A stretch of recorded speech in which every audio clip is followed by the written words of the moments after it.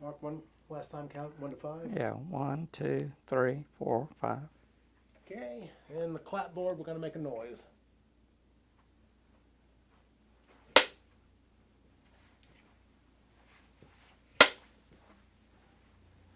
And Bob, when you get settled, we'll go ahead. Ready? Go ahead. Mark, you and I have not been in Rotary together. However, reading through the history, I found out that when the Lookout Club was founded, you were one of the first presidents. So I said, aha, I'm going to get Mark to say something. And we're going to get him back into Rotary too. Yeah. Yeah, But Lookout. no question, yeah. Number one, what Rotary Club were you in? And how many years were you in it? And what, and then we'll go into the history of it. But basically, Okay. what club were you in, and how many years were you in it? Okay. So I was one of the original charter members of the Lookout Rotary Club here in Moorhead that started 36 years ago. The only reason I remember it, it was 2 months after my oldest son was born in May of 98, or excuse me, 88. And it was started initially between John Capps and my brother George, sort of the instigators of trying to get another club started. And so they worked on with a committee of people with the Noon Club to come up with a roster of people to ask to see if they want to start a new Rotary Club. And so that's how the Lookout Club started, was through the Noon Club. They got a list, they contacted people to see if they were interested, and then they started their first meeting in May of 1988 in what used to be the Elks Lodge, which was over at the plaza, which is where another business is now. We met there for most of the first year, and then we ended up moving to the hospital just for logistics of breakfast and that sort of thing. Because at the Elks Lodge, we were having to have somebody fix the meal for us. At the hospital, people could get food if they wanted for breakfast or not. So that's where we ended up switching over to the hospital. What did it feel like to be a young father and being a leader in this new Rotary Club in the community? Well, being a new father and being in a new club, there were a lot of us who were new in town that were in this club that had just either started working for other people or just opened their own business. There were also others in the club who had already had businesses here, and they contacted them to join the club to be sort of an older group within the younger group as well. So we started out probably with 35 people, 40 members, and with time grew larger from that. Tim Howard was our first president. I think mainly because he had been in Rotary before, and so he knew the procedures and what needed to be done in order for Rotary Club to operate. I served as the first treasurer of the club. With George being in the banking business, he felt like it was good for somebody like me to help with the financial side of it with his assistance to get that portion going. I ended up the second year being the secretary of the club. Third year I was president-elect. The fourth year I was the president, and then the fifth year vice president, as the normal sequence goes. So I got involved early on in the club and was real active. And luckily, my wife took care of the little ones at home, so I had that advantage to be able to do that. In those first few years, Rotary clubs usually hang their hat on a particular project that they're proud of, that they work hard on, raise money for a charity that they're involving themselves with. What was that for the Lookout Club?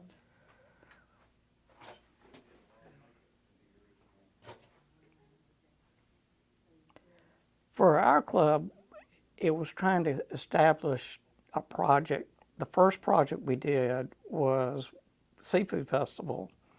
We didn't have funds to be able to go out and buy things, so George arranged with First Citizens Bank at the time, which was main office in downtown, to use their parking area for parking cars. So we were able to park cars and make money without expending money to do the project. So that was our first Rotary project, which was, of course, in October. And then we used those funds so we could start giving back to the community after that. And over the next few years, we added the road race, which was in Morehead City, the Lookout Road Race. Paul Dunn was a member of our club, and he was a runner, so he sort of was an instigator to getting that done. And we started out at the Sports Center, and of course, Cass Flowers was very appreciative of what we did.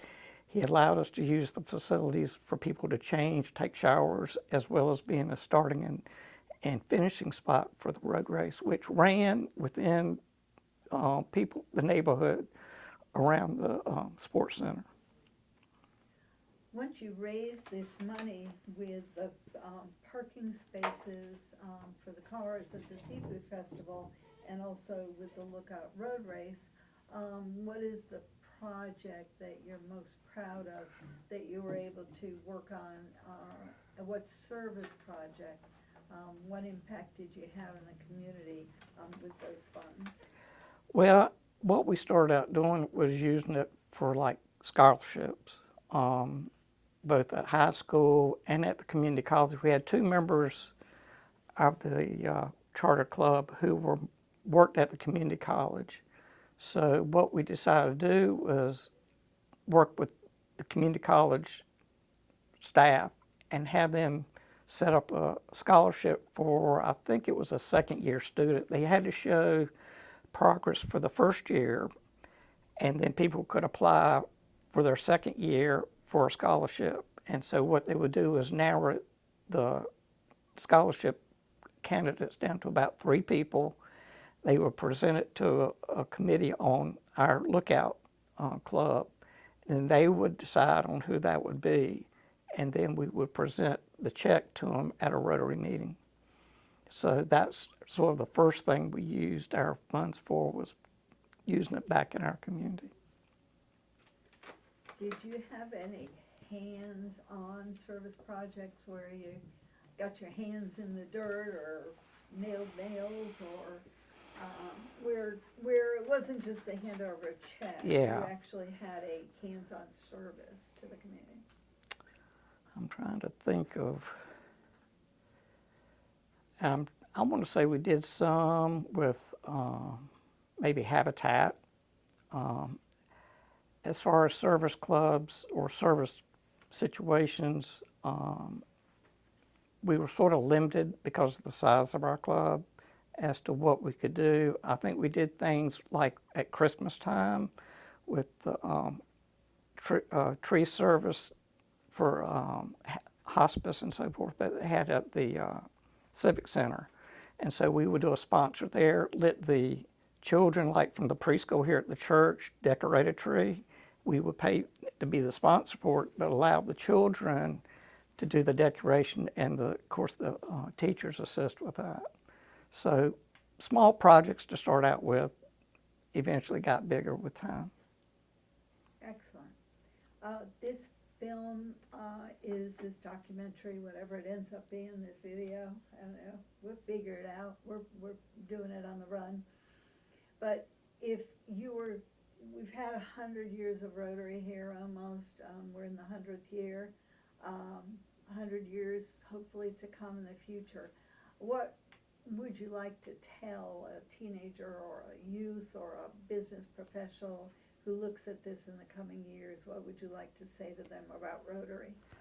I would say if you have the opportunity to get involved, do it, especially if you're young, like I was at the time in my 20s, because you get to meet people that you would never meet in a general setting. You know, with whatever profession you're in, you're going to be limited on who you see and who you associate with.